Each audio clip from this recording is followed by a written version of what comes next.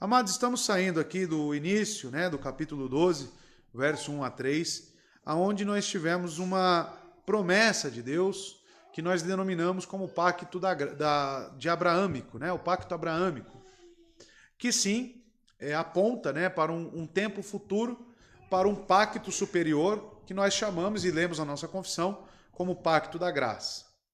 Então, essa passagem aqui ela é central para nós, no capítulo 12, lembrando que aqui se inicia o tempo dos patriarcas, Os tempos dos primórdios, que é o tempo do dilúvio e pós-dilúvio, já se encerrou. A construção da genealogia do capítulo 11, ela culminou na família de Terá. Terá é o pai de Abrão. Então, o foco de Moisés era chegar até Abrão, e a partir de Abrão ele começar a narrar e discorrer sobre os patriarcas.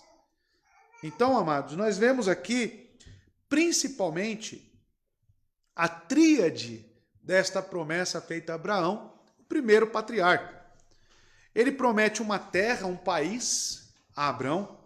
Ele promete uma semente a Abraão, uma nação, um povo populoso a Abraão. E ele também coloca uma bênção sobre Abraão e sobre as nações da terra, as famílias que seriam abençoadas nele, assim como amaldiçoadas. Tudo isso foi explanado nos 3 primeiros versos da semana passada. Agora, amados, nós veremos aqui a obediência de Abraão neste chamado. Então Deus emite a ele esta promessa e agora ele obedece. E é o que veremos aqui, nos versos 4 e 5. Depois nós vemos a recepção na terra de Canaã, dos versos 6 a 9, ele chegando nesta terra efetivamente. E posteriormente, já para o final do livro, dos versos 10 a 13, 14 a 20, a viagem que ele teve até o Egito e depois a fuga de Abraão, o risco que Sarai correu, o seu resgate, nos versos finais 14 a 20. Então a estrutura do capítulo 12 se resume nisto, Agora, propriamente dito, estamos observando a obediência de Abrão e a sua chegada em Canaã. Então, percebam, o que iremos destacar nessa exposição.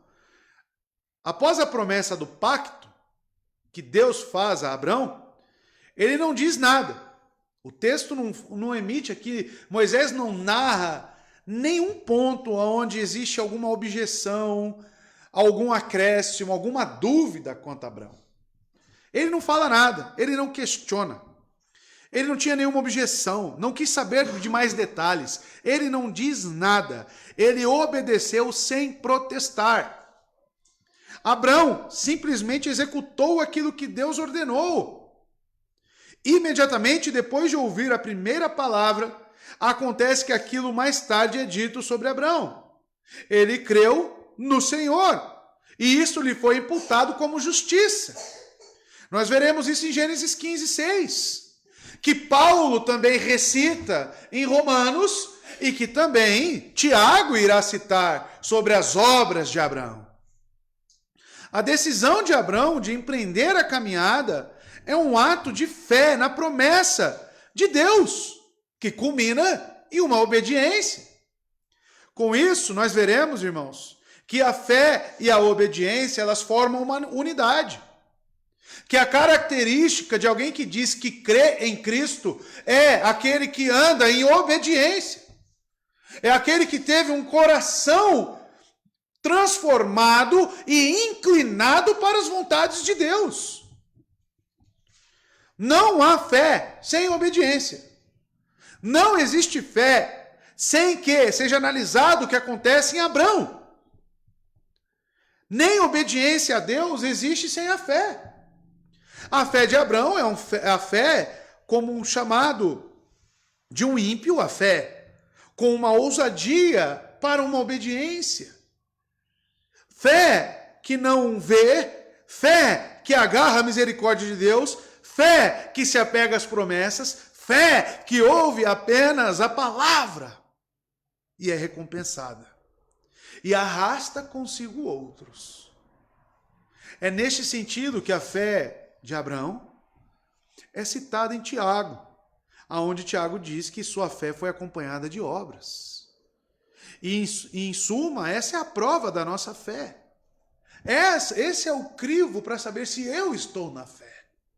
Se eu sou apenas um ouvinte da palavra, como diz Tiago. Ou se eu obedeço e desejo essa obediência cada dia da minha vida. Então é este o pano de fundo que eu quero que você tenha para analisarmos juntos a vida de Abraão após a promessa do pacto. Verso 4, entrando no texto, vamos juntos aqui percorrer esse texto. Partiu, pois, Abrão, como o Senhor lhe ordenara, diz o verso 4, e Ló foi com ele. Tinha Abrão 75 anos quando saiu de Harã. Então, o primeiro verso aqui, amados, eu estou lendo agora na versão Ara, tá bom? Informa para nós que partiu, pois, Abrão, como o Senhor lhe ordenara. Abrão foi chamado, lembre-se, em Harã, na Mesopotâmia. Terá tinha saído de Ur dos Caldeus com Abrão, seu filho, e Ló, seu neto. Neste caso, não há nenhuma referência a um chamado de Deus ou uma promessa. Ainda assim, o alvo final de Terá era a terra de Canaã. A saída de Ur não acontecera sem orientação divina. E já era o começo da história de Deus com Abrão. Por isso o Antigo Testamento diz: Deus tirou Abraão de Ur dos Caldeus. Lembrando que o primeiro chamado a Abrão ocorre em Ur dos Caldeus. Você pode ver isso no verso 31 do capítulo 11. Né? Terá tomou Abrão, seu filho, e Ló, filho de Harã, filho de seu filho, e Sarai, sua nora, esposa de seu filho Abrão, e saiu com eles de Ur dos Caldeus, tá? Para ir à terra de Canaã, e eles vieram até Harã e habitaram ali. Harã ainda se situa na Mesopotâmia. Eles ainda não concluíram, então, até o verso 31, o chamado de Deus especificamente de ir até Canaã.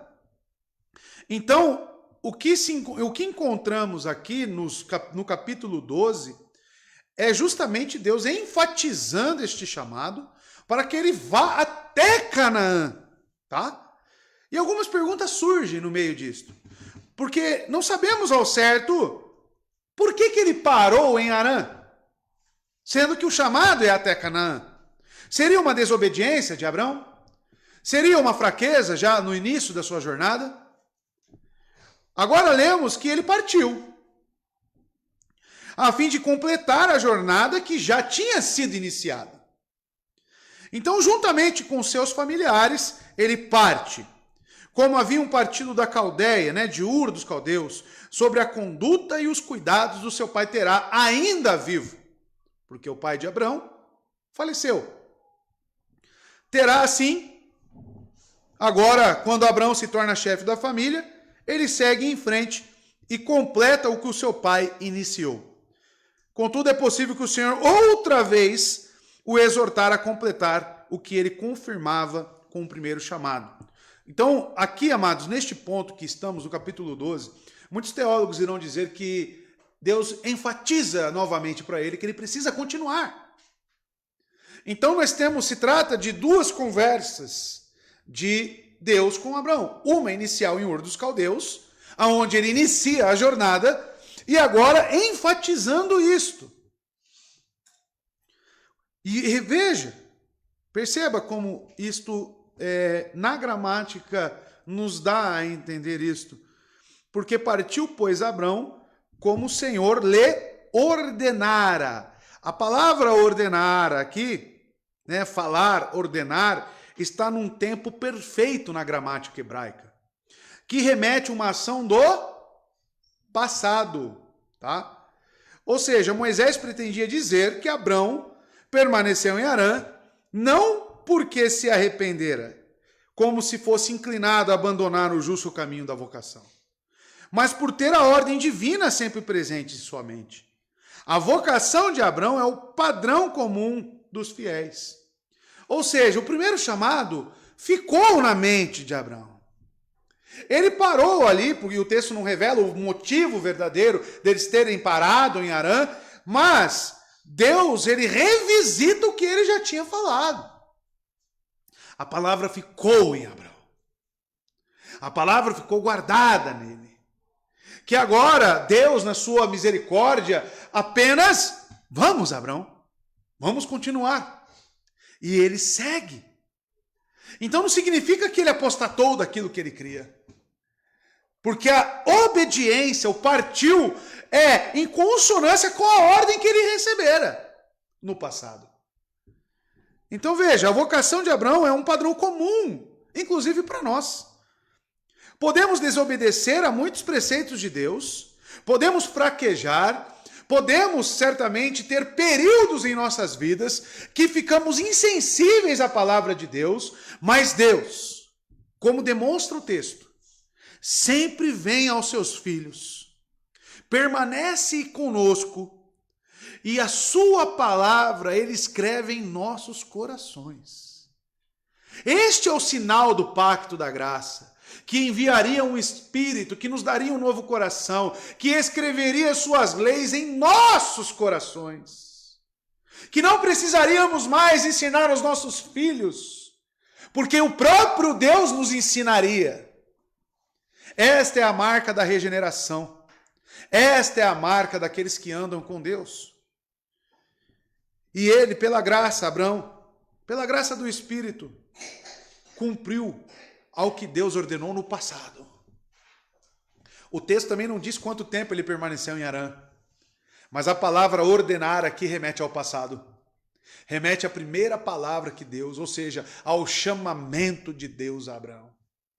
Ou seja, amados, sempre que nós, os eleitos, as pessoas salvas, creem em Cristo verdadeiramente, não deve ser medido pela sua conduta em si momentânea, porque Abrão parou no meio do caminho, sim. Teve os seus motivos, sim. Mas a palavra de Deus nunca foi esquecida por ele. Porque Deus utiliza do próprio chamado que fez no passado para que ele continue a sua jornada. E assim somos nós, que precisamos ser revisitados constantemente com a palavra de Deus para que possamos prosseguir na nossa caminhada. Nosso irmão Israel está falando, como Pedro sempre fala, para lembrar-vos, que estamos lendo as cartas de Pedro. É justamente por causa disso. Porque nós temos uma tendência a esquecer. Nós temos uma corrupção dentro de nós que é contrária à palavra de Deus. Mas ao mesmo tempo nós temos o Espírito Santo, que nos relembra, que revisita os nossos corações, que incentiva e nos encoraja a prosseguir. É isso que é demonstrado em Abrão. E Ló foi com ele, diz o texto. Os irmãos percebem que Moisés tem uma ênfase em Ló também. Ele já citou diversas vezes Ló, desde a saída do seu pai Terá, e agora novamente, Ló vai com ele. Quando Abraão partiu, Ló vai com ele. O chamado de Deus, lembre-se, é apenas para Abraão. Deus não chamou Ló, Deus não chamou Terá, Deus chamou Abrão. No capítulo 12, verso 1, ora, o Senhor havia dito a Abraão, sai-te do teu país, sai você, sai tu. O chamado é Abrão. É pessoal, único, exclusivo. Ló, então, quando é acrescentado, foi com ele, perceba, com ele, lembra da família de Noé? E entrou Noé na arca e sua família? Com ele. Saiu Noé da arca e saiu sua família? Com ele. Mas o percussor, o alvo do chamado, a obediência, foi Noé, assim como está sendo Abrão. Ló, então, decide por conta própria acompanhar Abrão. Nós vimos que Naor foi com Terá? Naor acompanhou? Naor ficou na Mesopotâmia. Terá também foi por conta própria. Então, amados, quando é acrescentado isso, é para dar uma ênfase aqui, principalmente no chamado de Abraão, mas também nessa voluntariedade de Ló em acompanhá-lo. Tanto porque Ló terá um papel aqui importante na vida de Abraão, mais posteriormente. Então Abraão saiu porque Deus ordenara que ele fizesse isso. Mas Ló acompanhou Abraão. Mais tarde Ló e Abraão irão se separar. Tá? Ló foi morar em Sodoma. Mas Deus graciosamente salvou Ló por amor a Abraão. Abraão ora por ele, ora pelos justos de Sodoma, e Deus livra o seu sobrinho. Ló certamente foi uma das famílias dessas terras que foi abençoado em Abraão. Por quê? Com base em que nós falamos que Ló foi alvo da graça de Deus? Justamente porque é aquilo que diz em 2 Pedro, no Novo Testamento, capítulo 2, verso 7, as palavras são claras. Mas livrou Ló, homem justo, tá? Que se afligia com o procedimento libertino dos que não tinham princípios morais. Ló foi alvo da justificação em Cristo. Ló foi alguém que creu em Cristo, tá? Foi alvo da graça. Então, por isso é acrescentado aqui Ló, tá? Moisés, ele abre esse pequeno espaço para Ló aqui, acompanhando Abraão. Isso já é a amostra de que as promessas de Deus já estão se cumprindo. As promessas de Deus de que as famílias da terra seriam abençoadas em Abraão já é vista em Ló, acompanhando ele. E diz o texto ainda que Abraão tinha 75 anos quando saiu de Harã, né, a sua segunda estadia, digamos. O texto informa a idade de Abraão quando este saiu de Harã. É costume, né, oriental e nas escrituras, como vemos, colocar a idade como pontos de marcos na vida das pessoas. A sua idade, quando partiu, uma idade que era que ele talvez preferisse descansar. Talvez pensasse na aposentadoria, muitos. Não, que viajar. Não, que empreender uma viagem agora com 75 anos de idade. Mas se Deus desejava que ele desse um novo início ao mundo, na sua velhice ele obedeceria. Aqui está um exemplo de um antigo conselho. E vale destacar que quando o Felipe expôs aqui a genealogia no capítulo 11, os irmãos viram a perspectiva de vida, né, o tanto que foi diminuindo, né, devido ao pecado, à desobediência. Deus foi diminuindo esse tempo de vida da raça humana. E Abraão aqui já está velho. Já está avançado em idades. Com 75 anos, ele parte de Harã. O Salmo, né, os salmistas dizem que os velhos darão frutos, né? Em sua velhice, nós daremos frutos, aqueles que estão com Cristo verdadeiramente. Não existe idade para o serviço do Senhor. Não existe tempo onde você pense, agora eu irei aposentar. Eu tenho dificuldade, pode ser que eu mude meu pensamento mais para frente, mas eu tenho dificuldade de ver pastores aposentando, né? Eu acredito que o chamado pastoral é um chamado para o resto da vida. É um chamado perpétuo. Enquanto existir vida, você estará executando isso. Pode ser que você pregue menos, mas o seu pastoreio, no aconselhamento, na ajuda, sempre permanece. Até que você tenha sobriedade para isso, né? Que Deus permita. Mas é o próprio Deus que capacita. Deus está dando sobriedade a Abraão. Deus está dando aqui vigor físico para que ele empreenda uma viagem longínqua. Ele está dando condições plenas para Abraão. Então, você que é jovem, a nossa igreja é relativamente jovem, eu digo algo para você, a caminhada é muito longa, para você já estar aí querendo fraquejar. Abraão é chamado a continuar a sua viagem com 75 anos de idade. Tá? Não se esqueça também de Noé, né, que demorou 100 anos para construir a arca, né? E cuidando da sua família, e trabalhando e sempre empreendendo. Nós percebemos que a preguiça nunca é acompanhada dos servos de Deus. Não existe espaço para preguiça. Não existe espaço para um conforto, né? Uma zona ali onde você fique tranquilo, onde você queira que as suas vontades sejam atendidas. Não. O servo de Deus, ele sempre tem um caráter disposto a obedecer e a empreender o que Deus ordenar. Se é para ir pegar o evangelho, seja onde for, ele vai. E Deus o capacita a fazer isso. Verso 5. Abraão levou consigo a Sarai, sua mulher, e a Ló, filho de seu irmão, e todos os bens que haviam adquirido, e as almas que lhes acresceram em Harã, e saíram a fim de irem à terra de Canaã, e à terra de Canaã chegaram. Verso 5, então, Moisés relata para nós como que foi essa viagem, né? Primeiramente, em pontos de logística e quem acompanhou ele. No verso 4, nós vimos que Ló foi com ele, mas agora ele acrescenta que também Sarai, a sua mulher, e repete Ló, tá? Filho de seu irmão. Na comitiva de Abrão estava sua esposa e seu sobrinho. E a nova menção de Ló não é uma mera repetição, tá?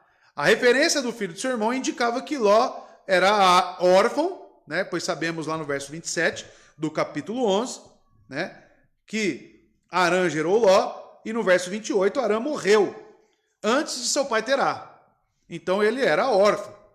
E depois da morte do seu pai, o órfão Ló passou a ser parte do clã de Abrão, seu tio. E esse é um dos motivos pelos quais Ló acompanhou Abrão também quando saiu da terra de Harã. Tá? Ser órfão. Terá já está morto. O líder da tribo é quem? É o próprio Abrão. Ele tem responsabilidade sobre todos. Nós já começamos a perceber que Moisés está destacando aqui a liderança de Abraão sobre sua família. Veja, a liderança é a sujeição da sua família. Ele levou consigo sua família. Ele levou. Ou seja, pode ser que a mulher, né, a sua esposa Sarai, não, estamos bem aqui.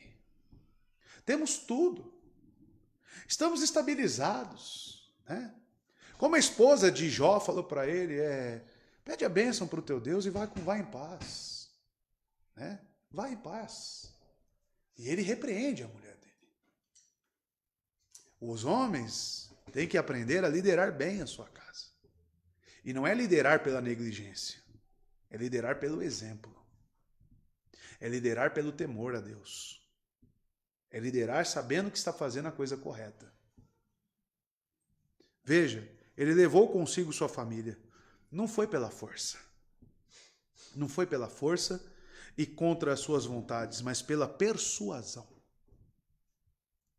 Sarai, sua mulher, certamente iria com ele. Mas por quê? O que garante isso? Deus os tinha unido. Eles eram casados. E nada poderia separá-los. Primeiro ponto é este. E se Abraão deixasse tudo para seguir a Deus, Sarai certamente deixaria tudo para seguir a Abrão. Por causa da persuasão e do bom exemplo. Nós falamos disso sobre Noé. Que a sua família era conduzida e também servia ao Senhor pelo exemplo de Noé. Noé, quando disse, precisamos construir uma arca, certamente sua família estava com ele o ajudando. Abrão, quando recebe esta comissão de partir, ele não precisa impor isso. Ele apresenta a eles com a sua vida, através da fé e da obediência, que este é o melhor a se fazer. Talvez, meus irmãos, os nossos lares estejam faltando isto. Uma obediência, uma sujeição das nossas esposas através de um bom exemplo e de uma boa condução no lar. Se você precisa impor alguma coisa no braço forte, é porque o seu exemplo não está persuadindo. A sua fé não está demonstrando que aquilo é o melhor a se fazer em obediência a Deus. Os irmãos estão entendendo o que eu estou dizendo? Certamente, se ele falasse, eu estou indo, se você não quiser ir, Sara, fique. Mas é indubitável, irmãos. Sarai chamava, né, à luz de Hebreus, Abraão diz: Senhor. Senhor. Por quê? Porque ela era imposta, é isso? Não. Porque Abraão amava ela. Abraão cuidava dela. Porque Abraão entendeu que aquele relacionamento representava o relacionamento entre Deus e o seu povo, entre Cristo e a igreja. E é isso que nós homens precisamos aprender. Porque quando você reclama da insubmissão da sua esposa, antes revisite a sua conduta. Antes revisite como que você tem liderado o seu lar. Talvez aqui nessa saída da terra de Harã, se fosse você, você teria que gritar com a sua esposa: nós vamos sim! Não, mas eu não quero. Vai sim! Talvez seja o seu caso, o meu. Será que nossas esposas, pela nossa conduta e devoção a Deus, nos acompanhariam sem ser pela força? Existem homens, irmãos, e homens, líderes e líderes. E nós temos que temer a Deus e buscar em Deus arrependimento quanto a esse fraquejar no nosso lar. Porque o homem, ele tem que passar esta coluna, este estandarte de segurança, não nele em si, mas através do relacionamento dele para com Deus. Aonde a mulher olhe para aquele homem piedoso e fale: o meu marido anda com Deus. E se Deus está com ele, eu vou com ele. Porque eu sei que eu serei abençoada com ele. Mas homens que fraquejam, homens que têm medo, homens que parecem mais, um cão acuado na parede, que não sabe se vai para lá ou se vai para cá, não passam um ponto de segurança para as mulheres. Sua esposa olha para você e fala: meu esposo, eu confio. Ou olha para você e vê um grande ponto de interrogação, de incerteza, de insegurança, de instabilidade. O que sua esposa vê em você, meu querido amado? Você é aquele que vê o problema e fala: aí começa a chorar, ai, problema, ai, não quero, é a preguiça. Que tipo de liderança você tem sobre o seu lar, meu amado? Então não cobre submissão da sua esposa. Não peça a ela que siga um homem fraco e que não tema Deus. A submissão das mulheres é no Senhor. Se você não anda com o Senhor, se você não está com Ele, se você não confia nele, que submissão que você quer? Fora do Senhor, antibíblico. Antibíblico. Mas Sarai olhava para Abraão de que forma? Chamava ele de Senhor. Isso não é por causa de costume, não. É porque realmente ele liderava no temor ao Senhor. Olhar para Abraão e falar: Deus está com ele. Ele é amigo de Deus. Mesmo com as suas falhas. Mesmo com as suas falhas.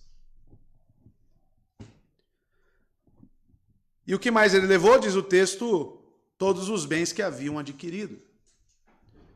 Pois, no seu íntimo, eles deixaram tudo o que tinham. Deixaram família, como nós vimos, deixou tudo, né? O chamado era sair realmente daquela terra. Era sair da parentela. Era sair daquela região. Então, no íntimo, todas essas coisas, no coração de Abraão, tinha que morrer. Ele não podia colocar essas coisas como primícia. Então, primeiramente, em seu coração, tudo isso morreu. E ao mesmo tempo, eles dedicam tudo ao Senhor. Sabendo que essa seria a melhor atitude. Segundo, eles se abasteceram com o que era necessário. Tanto para o serviço de Deus, quanto para o suprimento de sua família. Para esta viagem. Tem um detalhe oculto aqui no texto que poucos percebem. Ele não jogou fora o seu sustento. Ele utilizou, Deus tinha prometido que iria abençoar ele, correto? Com uma terra, com bênçãos, tanto materiais quanto espirituais. Mas o que ele faz? Ele utiliza do suprimento que Deus já havia dado a ele naquele local, que ele deveria deixar, e ele utiliza daquilo para entregar ao Senhor no comissionamento de se deslocar. Abraão, ele não fala, Deus vai me abençoar, ele prometeu, então deixa tudo para trás, vamos sair só com a roupa do corpo. Se ele fizesse isso, ele estaria tentando a Deus. É isso que muitos crentes não, inclusive no nosso meio reformado. Descartam aquilo que Deus já proveu, descartam a providência divina, os meios que já estão sobre nossos cuidados e colocam sobre a conta de Deus coisas miraculosas. Abraão é um exemplo para nós de alguém que não tentou a Deus. É para lá que eu tenho que ir? Então vamos pegar alimento, vamos pegar aí os camelos, se forem camelos, animais, gados, o que for. O que nós precisamos para nos deslocar, para ter alimento durante essa peregrinação, e assim ele utiliza dos meios a qual o próprio Deus já deu, e ele empreende a sua viagem. Agora tem gente, né, que poderia falar, não, Deus prometeu que irá abençoar. E se lança, né? É que nem a tentação de Jesus no deserto. Pule daí, você não é filho de Deus? Pule daí, você não é o filho de Deus? E os anjos irão pegar você, apanhar, você não irá cair. E Jesus fala o quê? Não tentarás o teu Deus. Por quê? Existe uma lei natural chamada gravidade. Existe algo que já existe. Né? E as pessoas descartam isto. Então nós devemos tomar cuidado e ser prudentes no nosso agir. Porque o que já está nos circulando, o que já possuímos, que tudo provém dele, nós devemos olhar com temor e fazer bom uso disso. Bom uso do nosso trabalho. Bom uso daquilo que Deus tem feito por nós. Então veja, amados. Abraão, terceiro ponto, não desejava ter nenhuma tentação também de voltar. Eles saem sem pretensões de volta. É um terceiro ponto a ser analisado também. Porque quando ele leva todos os bens que haviam adquirido, eles estão pondo um ponto final. Porque já pensou, deixa lá algumas coisas, está lá em Canaã pensando, mas lá atrás, né? Deixamos lá em Arã, lá, né? A nossa geladeira. Né? Deixamos lá todas as nossas coisas. Nossa, a gente podia voltar lá, né? Pegar aquelas coisas. É um rompimento total para que o comissionamento de Deus fosse plenamente cumprido. Eles levam o que precisam dentro de todos esses aspectos a qual eu citei aos irmãos. Isso nos remete ao Evangelho de Lucas, capítulo 9, onde o próprio Cristo diz no verso 62. Jesus responde, Lucas 9, 62, ninguém põe a mão no arado e olha para trás, é apto para o reino de Deus. Quando a gente empreende para Deus, porque arado tem uma linguagem agrícola aqui, ou seja, é trabalhar visando o futuro. Porque quando um agricultor coloca a semente, ele olha para frente. Ele olha para o resultado daquela agricultura. Então ele avança. Ele não olha para trás. Assim é todo empreendimento, é todo chamado de Cristo ao discipulado. Ou você rompe com tudo e segue, ou você vai permanecer olhando para trás e você não é apto para o reino de Deus. São duras palavras em Lucas 9. Duras palavras. Nós largamos tudo que esse mundo nos atrai. Nós rompemos com tudo, se necessário com família, com o que seja, para avançar, visando o reino, sempre olhando para frente e não para trás. Assim Abraão nos demonstra também. Abraão está nos demonstrando exatamente o que o Evangelho de Cristo nos prega. E o que mais ele levou? As almas que lhes acresceram em Harã. Os servos que tinham comprado, que eram parte da sua fazenda, que trabalhavam com ele, você percebe que são chamados de almas aqui, inclusive no hebraico, né? Para lembrar, né, a todos nós e aos senhores principalmente, que os seus pobres servos têm almas preciosas, das quais eles devem cuidar e as quais devem providenciar alimento necessário e conveniente. Na nossa igreja, nós não temos ninguém aqui que é um empregador, que possui funcionários. Né? Mas, um empregador crente, ele deve tratar seus funcionários como o quê? Máquinas? Como números apenas? Como almas. Um empregador, ele se preocupa com a salvação dos seus funcionários. Ele se preocupa com o salário que eles recebem, se é um salário justo mediante o que eles trabalham e o que eles rendem para a empresa. Independente de quem sejam. Moisés coloca aqui categoricamente as almas que lhes acresceram em Harã. Em Harã.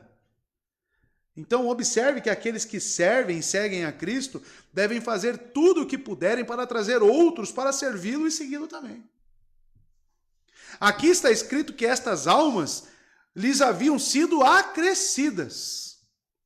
Nós devemos nos considerar verdadeiros ganhadores se pudermos simplesmente ganhar almas para Cristo. Abraão leva todos quanto pode consigo. E muito provavelmente essas almas vêm de um contexto aqui que já vimos, pagão, idólatra na Mesopotâmia. São servos que foram sido acrescentados, o quê? Na tribo de Abraão, que trabalhava para ele. E o que ele faz com essas almas? Vocês estão comigo. Abraão liderava inclusive seus servos. Abraão se preocupava inclusive com a alma dos seus empregados. Levou consigo. Vocês estão comigo, vocês vão comigo até o final, principalmente para que a vida de vocês exalte e glorifique o nome do Deus vivo. Olha a preocupação deste homem. Olha a liderança de Abraão. E diz o texto no verso 5, no final, e saíram, a fim de irem à terra de Canaã, e à terra de Canaã chegaram. O destino para qual Abraão olhava era seu antigo destino, que recebeu lá no verso 31, junto com seu pai, né? Empreenderam essa primeira viagem do capítulo 11, verso 31. E pela boa mão de Deus com eles diz o texto que eles chegaram a Canaã, correto? O finalzinho diz que eles chegaram. Onde, por uma nova revelação, souberam que esta era a terra que Deus tinha prometido mostrar-lhes. Mais um ponto de que a promessa de Deus já está se cumprindo. Não ficaram desencorajados pelas dificuldades que encontraram no seu caminho, nem se desviaram pelos deleites que encontraram, mas prosseguiram adiante. Não houve mais paradas inconvenientes, eles partiram e chegaram. E teve empecilhos? Teve. Estamos lembrando que eles estão entrando em Canaã. Canaã é a terra que seria habitada por um dos filhos de Noé, que é os descendentes de Cã. E quem é Cã? Né? Ele recebeu o quê da parte de Noé, da parte de Deus, como um oráculo? Né? A maldição. Né? Os amonitas, né? O povo heveu, todos esses que habitaram em Canaã seriam um povo que seria subjugado, um povo idólatra. São esses mesmos que os espias lá de Moisés dão um parecer desfavorável, com medo. Eles são grandes, nós somos como gafanhotos, né? Não podemos entrar naquela terra. Abraão cruzou todos esses. Abraão cruzou, viu todos esses povos, passou por essa terra e ele chega em Canaã. É que Moisés não relata as dificuldades que ele passou no meio desse caminho. Mas esteja certo de que muitas tentações e muitas coisas aconteceram com Abraão. E ele chega. Por que ele chega? E por que Moisés é tão sucinto? Porque ele destaca a fé que Abraão tinha e a confiança que ele tinha em Deus. Lembrando que ele escreve o Pentateuco para o povo que está prestes a adentrar na terra prometida em Canaã. Eles estão na peregrinação de 40 anos no deserto. E Moisés pretende preparar aquele povo. E quando ele fala sobre Abraão, ele fala, olha, haja em vocês a mesma disposição que Abraão. Ele chegou em Canaã. Assim como nós devemos chegar. Só que o povo, totalmente fraco, inconstante, incrédulo. E aquela geração que saiu do Egito morreu no deserto. Não tomou posse da terra prometida. Porque assim como nós, irmãos, crentes em Cristo Jesus, nós só entraremos no gozo do Filho, na eternidade junto com o Filho, se pela fé caminharmos e confiarmos no Senhor. Pela incredulidade, ninguém herdará o reino dos céus.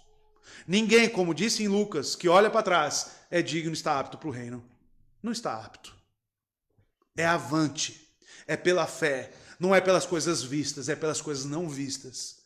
É assim que prosseguimos. Então eles chegaram, irmãos. Não foram desencorajados. Perseverança até o fim. Aqueles que saem rumo ao céu devem perseverar até o fim, irmãos. Procurando sempre alcançar as coisas que estão à frente. Aquilo que fizemos em obediência às ordens de Deus e acompanhando humildemente sua providência, certamente será bem sucedido e nos trará por fim muitos consolos. É o que Paulo diz. Filipenses 3 em outros termos, claro, né? Filipenses 3, verso 13 e 14, quando Paulo diz, irmãos, não penso que eu mesmo já tenha alcançado. Mas uma coisa eu faço. O que Paulo faz?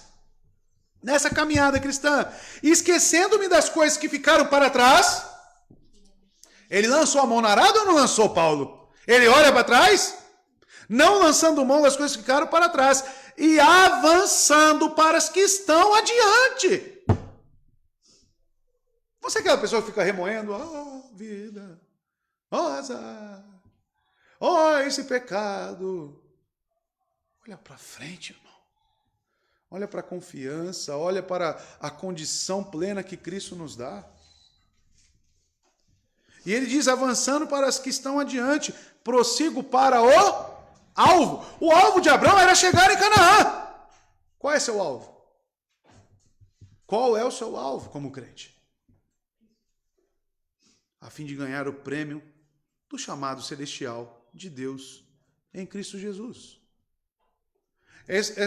Esses dois versos de Filipenses 3 resumem a frase que muitos utilizam, que é o já e ainda não. Já sou salvo, mas já estou com Cristo? Já estou com Ele na glória? Não. E faço o que então? Prossigo para o alvo, lançando mão das coisas que ficaram para trás. Inclusive os seus pecados que você cometeu ontem. Deixa para trás, busca arrependimento, busca o alvo. O alvo é arrependimento, o alvo é plenitude de alegria, o alvo, irmão. Você não adentrou a Canaã espiritual ainda, então prossiga. Aqui morre por terra, irmãos, aqueles argumentos que as pessoas gostam de usar. Eu não sou um eleito de Deus, então se Deus quiser me salvar, Ele me salva. Não. O sentimento de uma pessoa é, mesmo com dúvida da sua salvação, é onde que eu vou estar para prosseguir para o alvo? Qual que é o melhor lugar a se estar? Olhando para Noé, era dentro da arca. Parafraseando e aplicando, onde que é o melhor tempo? Na igreja, uma igreja bíblica. Se eu sei aonde encontrar uma igreja bíblica que prega a verdade, aonde possui crentes que eu tenho certeza que eu olho porque... Não, esse camarada é salvo. Ele é salvo. Aonde que eu vou estar? Eu vou estar junto com esse irmão. É o que meu pai brinca comigo, né? Meu pai faz uma brincadeira comigo, fala... você vai estar no céu, eu sei disso. Então, quando eu morrer, eu fico te esperando. Na hora que você passar, eu grudo no seu pé. Aí você me leva para entrar no céu, né? Na brincadeira dele. Mas, de certo modo, né, aplicando aqui na nossa vida, aonde que eu vou estar nessa vida? Eu vou estar ali no pé dos crentes, junto com os crentes. Né? Eu vou estar ali porque ali eu sei que eu posso ser abençoado. Assim como a família, as almas que estavam com Abraão sabiam que nele eu poderia ser abençoado. Que servindo o Deus dele eu poderia ser abençoado. Agora, se eu amaldiçoar ele, se eu falar que ele vá para os infernos, aí eu serei amaldiçoado. Isso demonstra o caráter de Jacó, que queria tanto a bênção de Deus, que ele fez tudo, inclusive o uso de meios ilícitos como a mentira. Mas o desejo que ele tinha pelas bênçãos de Deus, isso é inquestionável. Brigou com um anjo. Fala para mim um que brigou com um anjo. Um homem. Eu falo Jacó. Brigou com um anjo para que seja abençoado. Por que ele fez isso? Qual era a disposição do coração dele? desejava Deus. Abraão nos mostra essa perseverança. Abraão nos mostra que ele tinha foco, objetivo. Assim como Paulo diz no Novo Testamento, em Filipenses. Ele avançou para o alvo. Agora, por que muitos ficam para trás? Por que muitos apostatam da fé? Por que muitos saem da igreja, inclusive sendo uma igreja bíblica? Porque não tem alvo. O alvo não é Cristo. Porque eu estou onde Cristo está. Eu amo as coisas que Cristo ama. E por mais que eu tenha dúvida da minha salvação, é lá que eu vou ficar, até que Ele me dê certeza, até que Ele me abençoe. É assim que eu ajo. Então é ignorância você falar, se eu for um eleito, eu vou... Não! A questão não é isso. Eu não sou da mente de Deus. Eu não sou sapiente como Ele.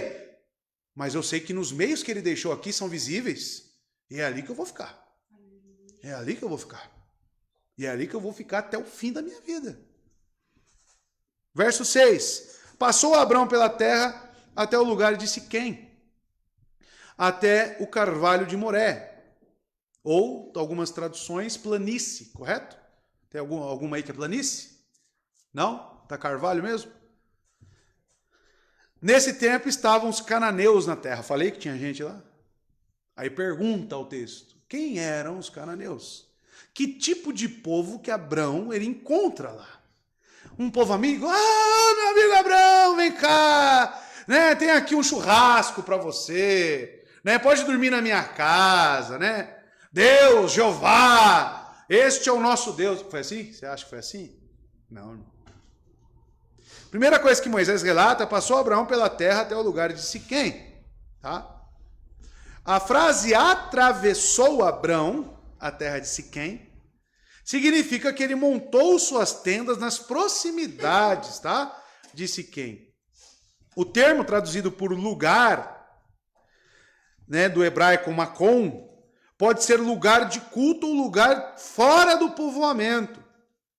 Abraão, como um peregrino, né, um nômade propriamente dito, ele entrou na antiga cidade dos cananeus, mas montou sua tenda nas proximidades da cidade, porque o termo aí é passou, né?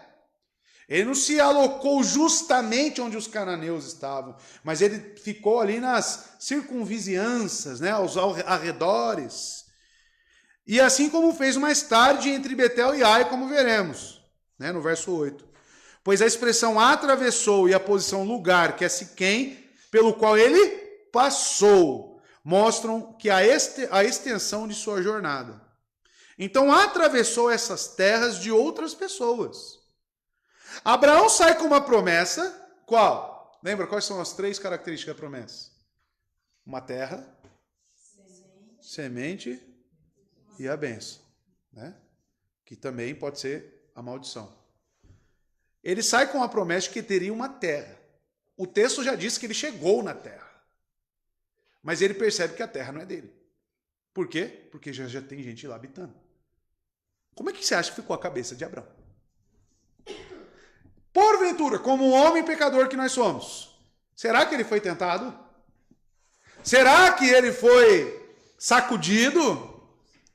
Ou tentado para que ele fraquejasse na fé? Será que o inimigo de nossas almas soprou lá? Olha aí. Cadê? Falou que teria? Que seria sua? Você chega aqui, você encontra aí povos. Tudo habitado. E você, um peregrino que vive em barracas. Que promessa é essa de Deus? Que bênção é essa? Você acha que isso não passou na cabeça dele? Principalmente quando eu olho para Hebreus 11, verso 9 e 10, onde o próprio autor de Hebreus diz, ele relata isso aqui que estamos vendo. Lá em Hebreus 11, 9 e 10, pela fé peregrinou na terra prometida. Como se estivesse em terra estranha. Terra estranha. Viveu em tendas, não tinha nem uma casa. Bem como Isaac e Jacó, co-herdeiros da mesma promessa. Pois ele esperava a cidade que tem alicerces, cujo arquiteto e edificador é Deus. Amados, Abraão sabia certamente, poderia ser tentado sim, claro, como um homem que somos, até Cristo foi tentado, né? Mas, amados, ele sabia que a sua morada não era dessa terra. Ele sabia que a Canaã física não era a Canaã que ele esperava. Como o autor de Hebreus diz e afirma, ele esperava uma edificação superior. Como um bom peregrino que ele nos demonstra ser. E nós não somos diferentes. Não é a habitação nessa terra que nos traz garantia de alguma coisa. Hebreus 13, verso 13 e 14, vai dizer o seguinte: portanto, saiamos até ele, fora do acampamento, porque Cristo morreu fora do acampamento, diz o autor de Hebreus, suportando a desonra que ele suportou, pois não temos aqui nenhuma cidade permanente aqui, mas buscamos a que há de vir como Abraão. Isso é ter alvo.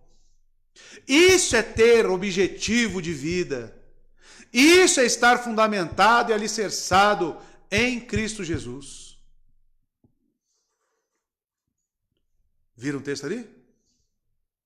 Peregrinos. Tá? E Siquém? Só para dar uma contextualizada no verso, né? Aonde é Siquém?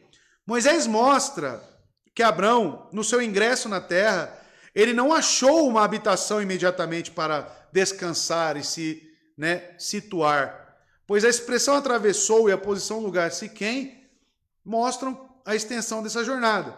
Siquém, amados, é o primeiro lugar falado aqui por Moisés, citado por Moisés, que ilustra essa caminhada de Abrão. É a antiga cidade de Siquém que ficava sudeste da atual cidade de Nablus, a saber, no lugar de Tel-Balata, entre os montes Ebal e Gerizim. Tá? Esses dois montes eram o monte da bênção e da maldição, onde Moisés divide o povo, estão lembrados? Né? E ele fala, obedeçam e vivam, desobedeçam e morram. É nessa região. Entre os patriarcas, nós vemos algumas passagens que falam sobre Siquém. Em Siquém, Jacó comprou um campo dos filhos de Amor, pai de Siquém. Gênesis 33, 18. José foi enterrado neste campo em Siquém. Josué 24, 32. Jacó edificou um altar em Siquém. Gênesis 33, 20. Como Abraão já tinha feito. Na época dos filhos de Jacó, Siquém era dominada pelo filho do Heveu Amor, também chamado Siquém, Gênesis 34, 2. Este príncipe de Siquém violentou, só para os irmãos terem a noção da espécie, do tipo de pessoas que habitavam ali. Este príncipe de Siquém violentou Diná, a filha de Jacó. Nós lemos esses tempos atrás aí. Usando de uma artimanha, os filhos de Jacó mataram o príncipe de Siquém e seus homens. Estão lembrados? A cidade foi tomada de forma violenta. Nós vemos isso em Gênesis 34, 48, 22, 49 também, verso 5. E durante a conquista da terra, a região de Siquém foi entregue aos filhos de José, Efraim e Manassés. Tá? Josué 17, 7 e 1 Crônicas 7, 28. Então, amados, este é o local, inclusive, onde Salomão, sob o comando e o reinado de Salomão, se tornou a segunda capital do reino. Em Siquém, Roboão determinou o rompimento político entre Judá e Israel. Você pode ver isso em 1 Reis 12:1 e 2 Crônicas 10:1.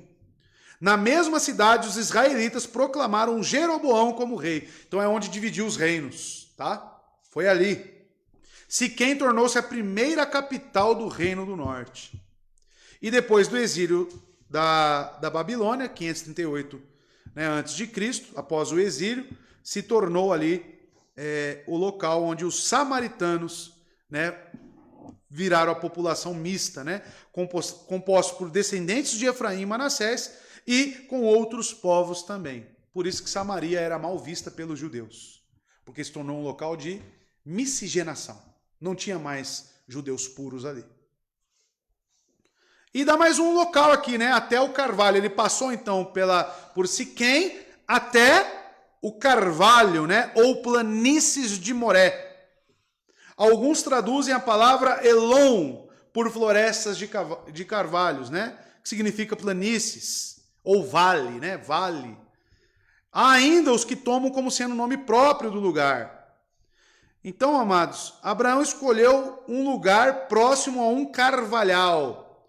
Para melhor ilustração, os irmãos vejam, né? Uma planície, um vale, mas com esses carvalhais aí.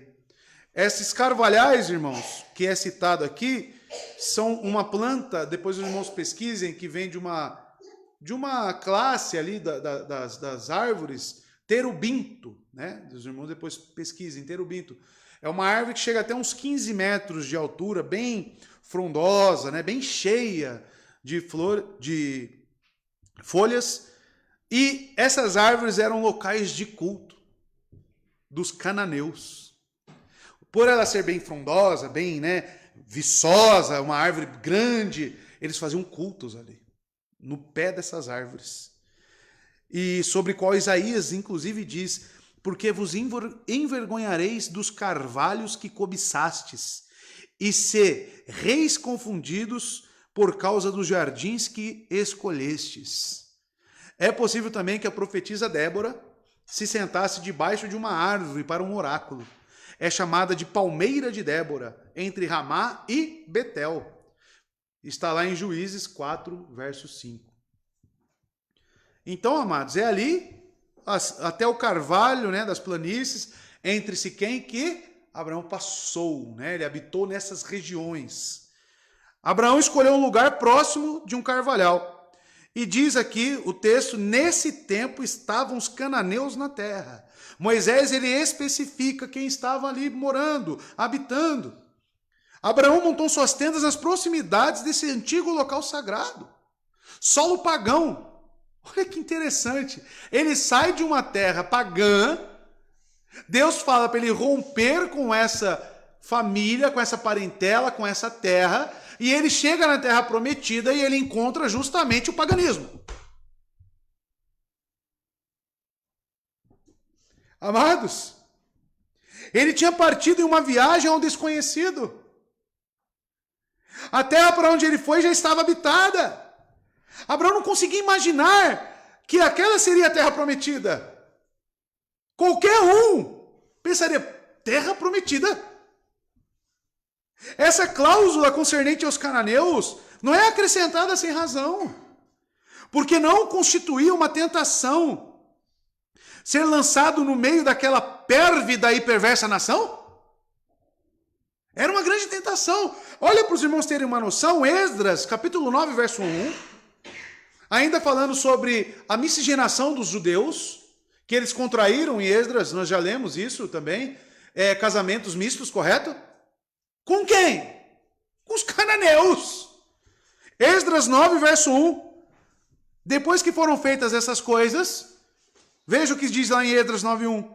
Os líderes vieram dizer-me: o povo de Israel, inclusive os sacerdotes e os levitas, não se mantiveram separados dos povos vizinhos e suas práticas repugnantes.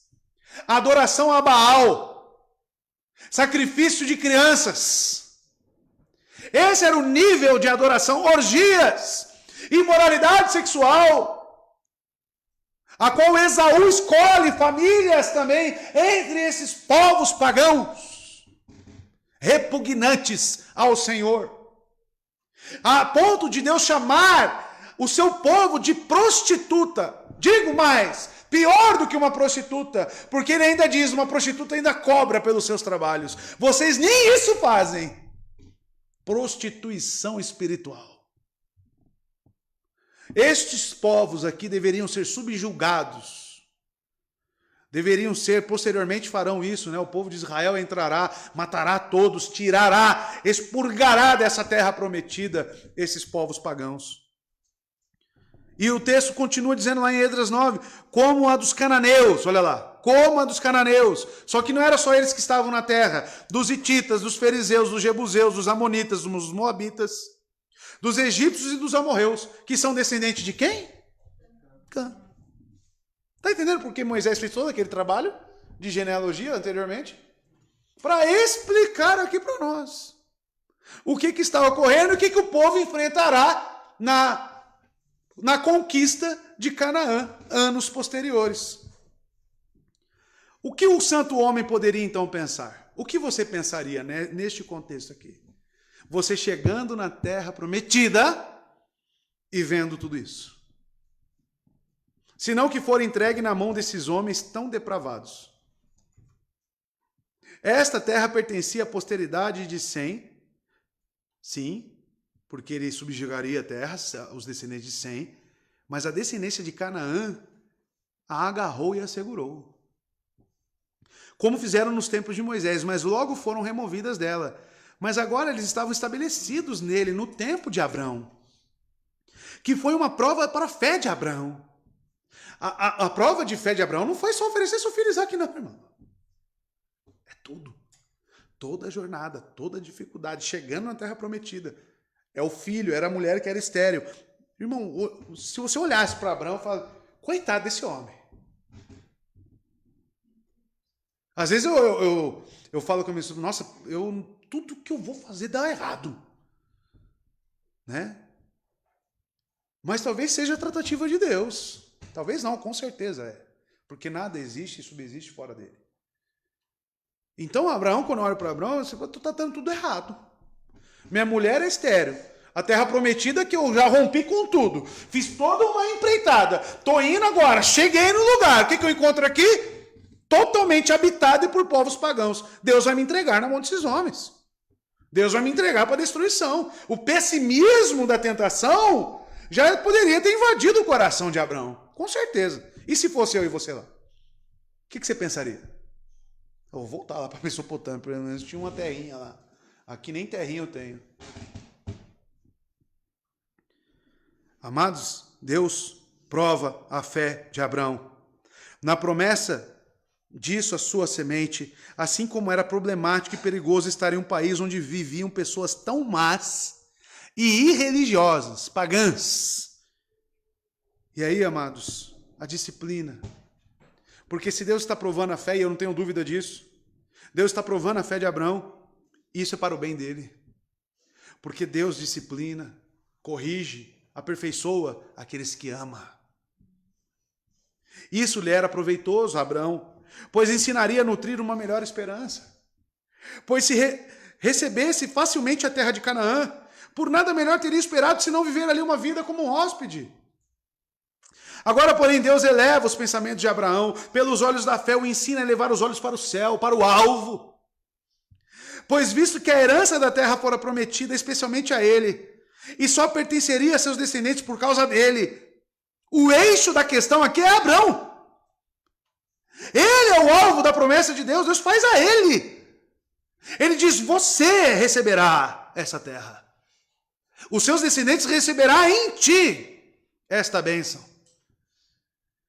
Segue-se que a terra na qual era tratada tão mal e desumanamente não fora posta diante dele como um alvo último, mas que o próprio céu lhe fora proposto com lugar de descanso final. Deus prometeu sim, aquela terra seria sim, mas Deus ao levar ele lá e ele se deparar com aquele povo, habitando lá, um povo pagão, o que Deus está pretendendo por detrás disso? Aperfeiçoar, colocar os olhos de Abraão além daquilo. Se ele entregasse de bandeja a terra de Canaã a Abraão, ele era só colocar lá sua tenda e só lá e desfrutar e estava tudo certo. Talvez aquele lugar seria o último lugar. Mas Deus colocou os olhos de Abraão através da dificuldade, através da provação, colocou os olhos de Abraão além da própria terra física. Vocês lembram que eu disse aos irmãos que o pacto abraâmico tem um caráter ambíguo? Material, físico e espiritual. Só veja o que Deus pretende. Se fosse só físico, entregaria. Tá aqui, Abraão, toma. Mas é além. Qual a aplicação disso para as nossas vidas? Que se você realmente é um filho de Deus, e as coisas têm sido difíceis, pesarosas, dado errado, você tem que enxergar isso como uma tratativa de Deus em primeiro lugar. E entender que Deus faz tudo bom e justo. E de que isso está gerando em você algo virtuoso. Isso deve e irá, se não ainda irá, certamente, se for uma tratativa de Deus, colocar os seus olhos no alvo. Às vezes Deus, irmãos, nos coloca no mais fundo dos pecados. Deus permite que sobrevenha sobre nós tentações e nós caímos em tamanhas tentações, mas para nos humilhar, para nos colocar no pó e assim reconhecermos que precisamos da graça de Deus. Deus irá expurgar o orgulho do seu coração. Esteja certo disso. Ele vai expurgar, ele vai te moer, ele vai te trazer coisas que vai ser amargas, como exílios, mas para que aperfeiçoe a sua fé.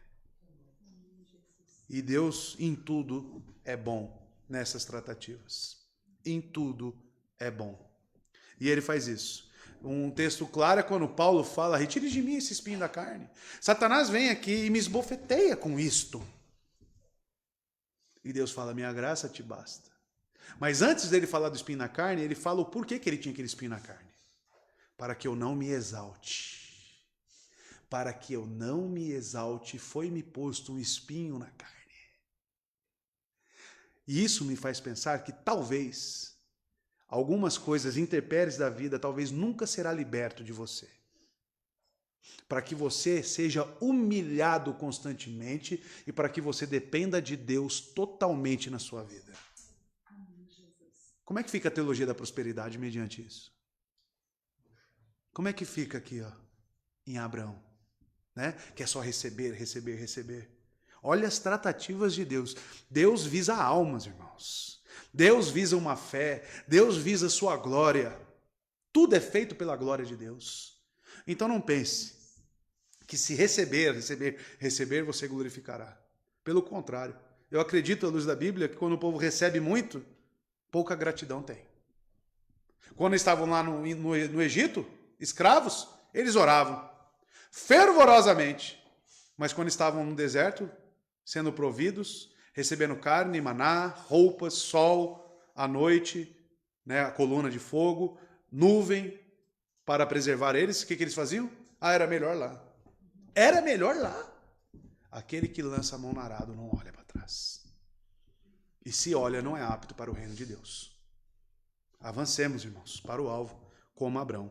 Verso 7, irmãos. Apareceu, porém, o Senhor a Abrão e disse: a tua semente darei esta terra. Abraão, pois, edificou ali um altar ao Senhor que lhe aparecera. Amados, olha que interessante. Deus fala alguma coisa nova, Abraão? Sim ou não? Não. Ele revisita o primeiro encontro e a primeira promessa que ele deu para ele. Então veja. Apareceu, porém, o Senhor a Abrão e disse. E aqui nós temos um ato de condescendência de Deus. Nós temos um ato de graça e misericórdia de Deus para com os seus filhos. Perceba, no meio de total incerteza, pela primeira vez, viu uma manifestação de Deus, hebraico apresentar-se, aparecer. Isso segundo o texto. Não significa que na primeira vez aqui foi só uma voz, o texto não relata. Agora relata. O verso 7 relata, apareceu, tá? Ou seja, Abraão viu alguma coisa. Uma teofania, talvez, uma sarça ardente como Moisés, alguma coisa ele viu. O texto é claro, apareceu, tá? No hebraico aqui é realmente ver com os olhos, tá bom? Aparecer. E por que ele aparece? A situação que Abraão se encontrou, passei todo o pano de fundo para os irmãos. E Moisés destaca isso, não é à toa. Os cananeus viviam naquela terra. Ele tem uma intenção com isso, correto? Mostrar o quê? Que a promessa ficou em xeque com a realidade. Aí a realidade ficou talvez distorcida para Abraão. Ou seja, colocou ele em um estado de dúvida e incerteza. Nós caímos nesses estados de dúvida e incerteza constantemente? Pois bem, Deus apareceu a Abraão. O texto não diz como Deus se manifestou. Moisés então relata que Abraão não foi deixado desamparado. Entretanto, devemos destacar com que tipo de assistência Deus socorreu em suas tentações. Ele lhe oferece o que aqui, irmãos? Ele aparece e revisita aquilo que ele já tinha dito anteriormente, no pacto. É claro aqui no texto, a tua semente darei esta terra. O que ele disse lá no capítulo 12? Lá no verso 2, e farei de ti uma grande nação, e te abençoarei, e farei teu nome grande, e tu serás uma bênção. Ou seja, daria esta terra a Abraão. No verso 3, abençoarei os que te abençoarem, e amaldiçoarei os que te amaldiçoarem, e em ti todas as famílias da terra serão abençoadas. Veja, irmãos, o que Deus usa para reanimar, o que Deus usa para incentivar e fortalecer Abraão? Sua palavra. Amados, Deus declara que daria a terra à sua semente. Mas onde está a semente? Visto que ele é destituído de filhos. E já disso. E já idoso. E a sua esposa, para ajudar? Estéril. Ele esperava que dissesse, esta é a terra que escolhi para ti e para teus descendentes. Mas a região de Siquém era firmemente controlada pelos cananeus, um povo idólatra, um povo perverso. E Deus lhe justamente ali lhe entrega uma mensagem libertadora. O caminho para o desconhecido tinha terminado, ele já chegou em Canaã, correto? E Canaã é a terra da profecia, ele disse que era Canaã. Abraão já estava na terra prometida. Entretanto, embora Deus realmente alivie a dureza dos males que seus servos suportam, ele só faz assim à medida que lhes é conveniente, sem satisfazer os desejos da carne. Perceba, irmãos, o detalhe do texto. Abraão já está na terra prometida, ok? O que Abraão agora ouve de Deus é aqui, pode ficar. É isso que ele ouve? A tua semente darei esta terra. Ou seja, já e ainda não. Você já tem a promessa, mas ainda não recebeu. Ou seja, continue crendo. Continue confiando. Amados, Abraão ele é fortalecido pela própria palavra de Deus. E não concedendo materialmente o que ele talvez quisesse, mas dando o alimento para a fé. Isso nos ensina como que nós devemos perseverar no caminho, recebendo a palavra de Deus. O que você precisa ouvir todos os dias? Do Evangelho. O que você precisa meditar? Nas promessas de Cristo. É isso que deve alimentar a sua fé.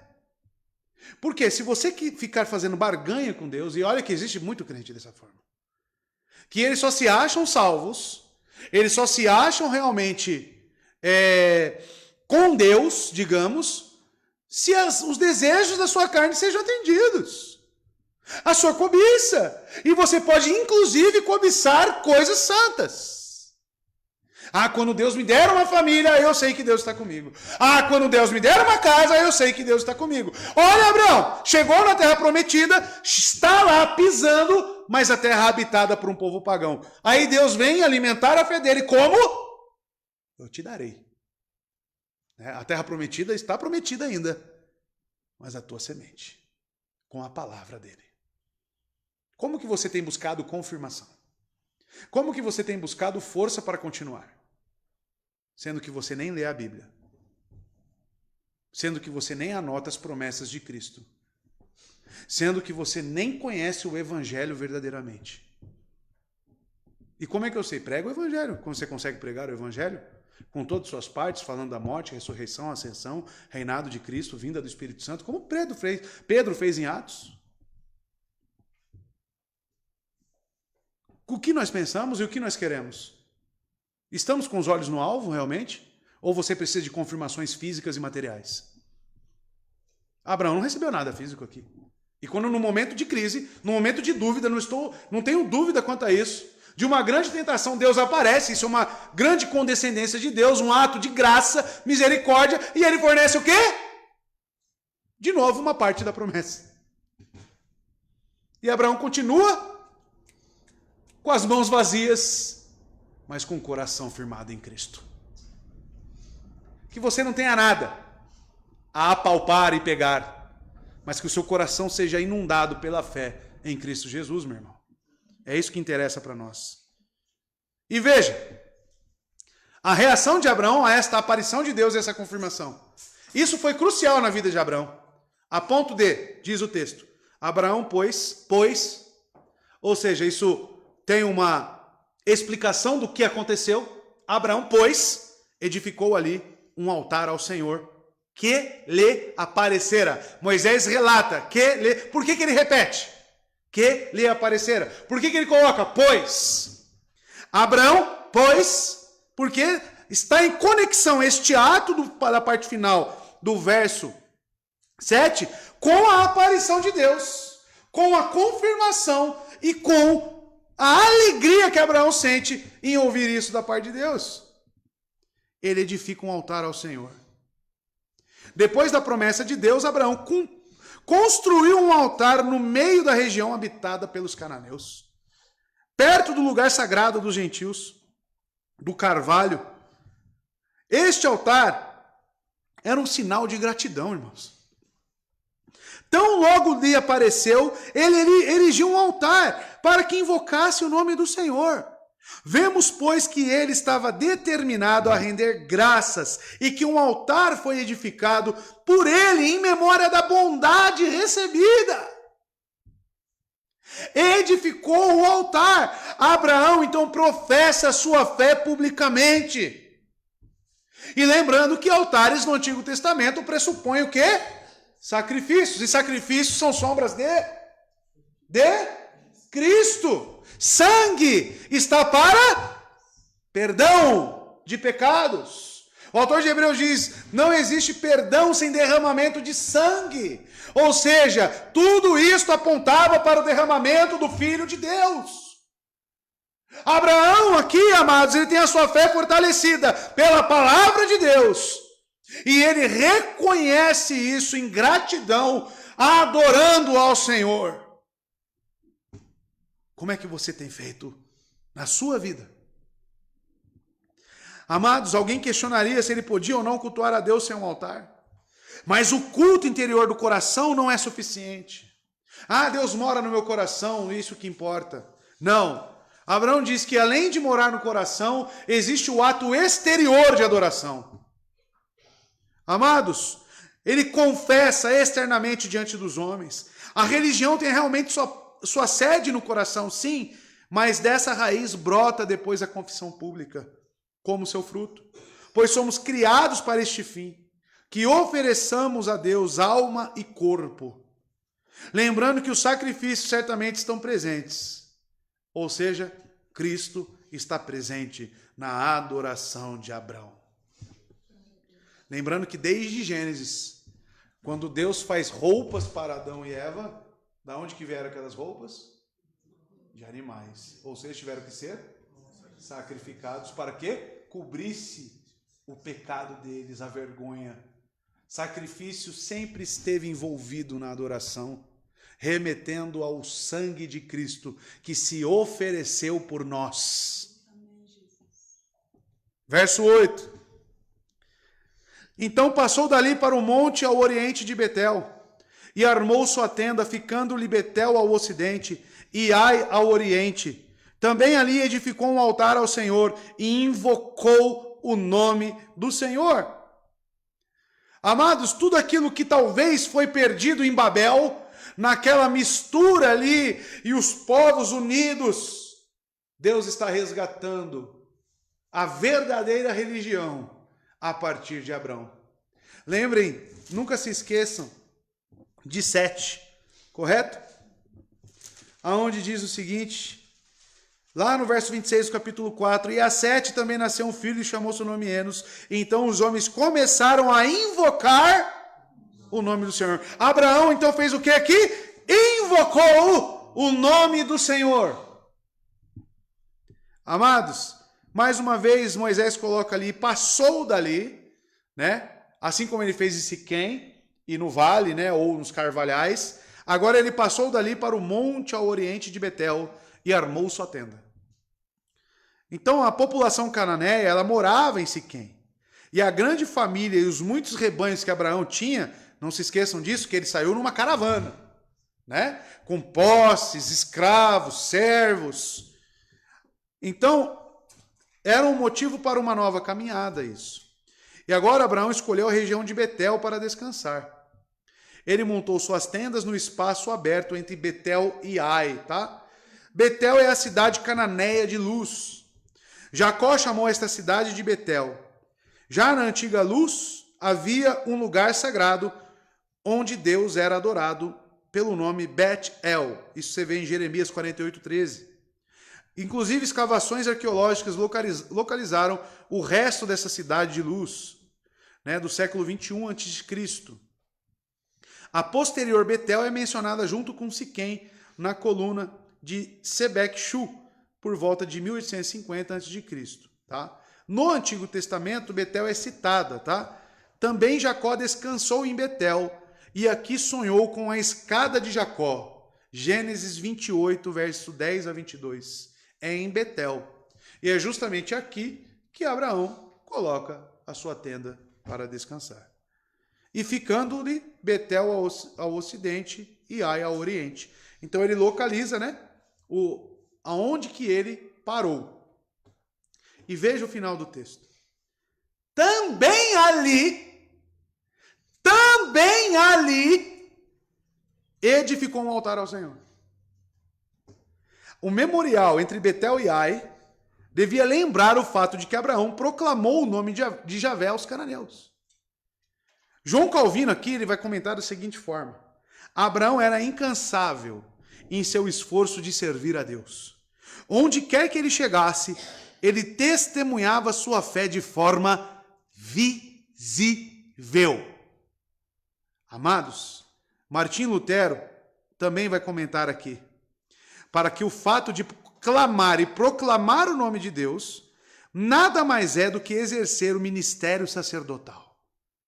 Para Lutero isso significa ensinar, advertir, fortalecer e orar. De acordo com a estrutura das comunidades na época dos patriarcas, faz sentido que os próprios patriarcas realizassem o culto a Deus desta forma. Então não é só pegar as pedras e edificar um altar. Não é só isso, emolar ali um novilho e oferecer a Deus. Não é só isso. Segundo Lutero, segundo Calvino, isso era uma forma de expressar, clamar, proclamar o Deus vivo. Além de orar e além de ensinar. Então, sempre que vocês virem essa questão erigir um altar, ele está proclamando, ele está anunciando, ele está ensinando sobre o Deus vivo. Moisés elogia a incansável devoção de Abrão à piedade. Viu porque ele é um homem a ser seguido pela esposa? Viu por causa da submissão de Sarai, Senhor? Essas palavras, invocou o nome do Senhor, pressupõe isso, irmãos. Ele declara que onde quer que Abraão chegava, Moisés, ele dá um enfoque nisso. Aonde Abraão chegava, ele prestava um culto público a Deus. Amados, tanto para que não adotasse nenhum rito comum aos perversos, como para que mantivesse sua família na piedade sincera.